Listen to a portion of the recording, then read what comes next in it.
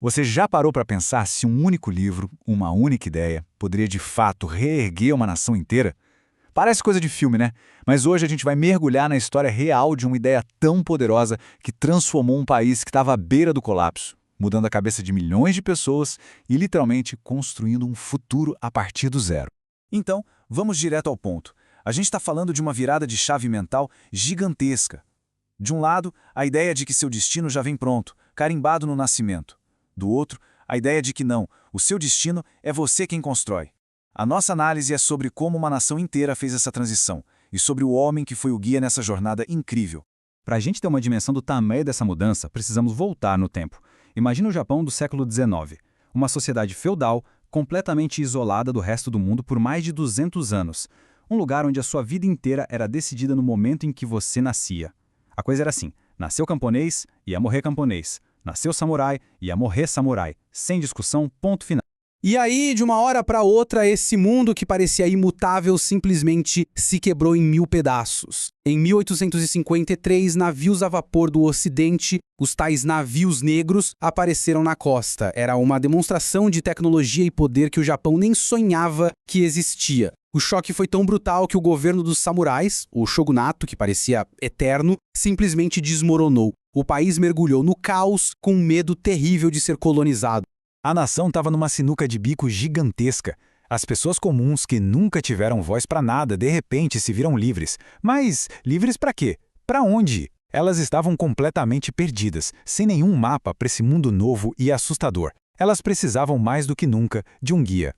E é nesse momento de caos que surge uma figura improvável. O nome dele? Fukuzawa Yukichi.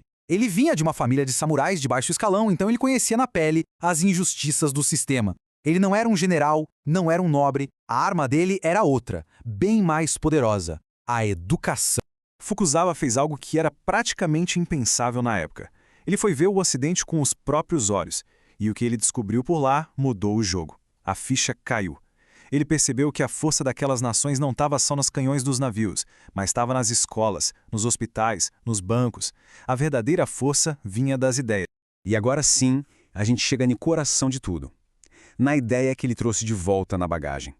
Uma ideia que, de tão simples, era revolucionária. E que se tornou nada mais nada menos que o alicerce do Japão moderno.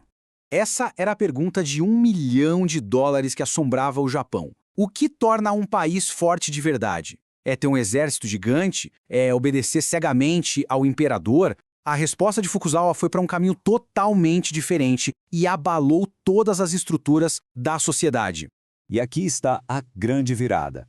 A virtude do samurai era se sacrificar pelo seu mestre. Ponto. Fukuzawa virou essa lógica de cabeça para baixo. Ele disse: não, uma nação forte não é feita de gente que obedece sem pensar. Ela é feita de cidadãos independentes e autossuficientes.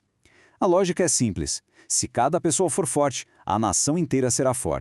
E para começar seu livro, ele solta essa frase, uma bomba. Para uma sociedade que era toda construída em cima de uma hierarquia rígida, que diziam ser divina, ouvir isso era tão chocante quanto dizer que o sol nasce no oeste. Basicamente, ele destruiu a justificativa moral para uma classe ser superior à outra.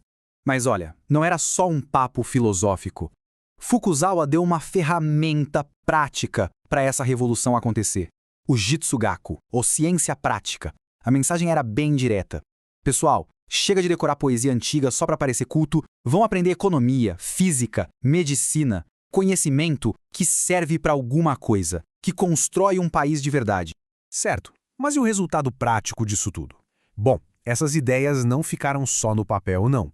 Elas saíram do livro e criaram um tipo de pessoa que não existia antes, o cidadão japonês moderno. A transformação foi profunda. Aquela mentalidade de submissão, de baixar a cabeça para tudo, deu lugar à autoestima, à independência. O conhecimento que só servia de enfeite foi trocado pelo conhecimento prático, científico, e o valor de uma pessoa não era mais medido pela lealdade cega a um chefe, mas sim pela sua contribuição ativa e independente para a nação. E esse é o ponto-chave. Fukuzawa mudou completamente o significado de patriotismo. Ser um bom cidadão não era mais sobre morrer numa batalha por um senhor feudal. Passou a ser sobre estudar, trabalhar duro, cuidar da própria vida, pagar seus impostos. Construir uma vida produtiva se tornou a maior prova de lealdade ao país. A gente está falando de uma história que aconteceu há 150 anos, né? Mas o mais impressionante é que a sabedoria do Fukuzawa parece um manual escrito pra gente hoje para lidar com as incertezas do nosso mundo. Pensa bem, no nosso mundo de hoje, com tanta instabilidade, tanta coisa mudando o tempo todo, a mensagem dele é certeira. A ferramenta mais poderosa que a gente tem para enfrentar qualquer crise não é ficar esperando a ajuda do governo ou da sorte, é a autossuficiência, é fortalecer a si mesmo. E o guia que ele deixou é super direto. Primeiro, nunca pare de aprender, mas foque em conhecimento prático que serve para a vida real. Segundo, construa sua independência física, mental e, claro, financeira. E terceiro, que é o mais importante, não adianta só aprender. Tem que transformar esse conhecimento em ação, usar isso para construir uma vida sólida. Então, para fechar, fica aqui uma provocação. O Fukuzawa ensinou uma nação inteira a questionar as crenças que a mantinham para trás.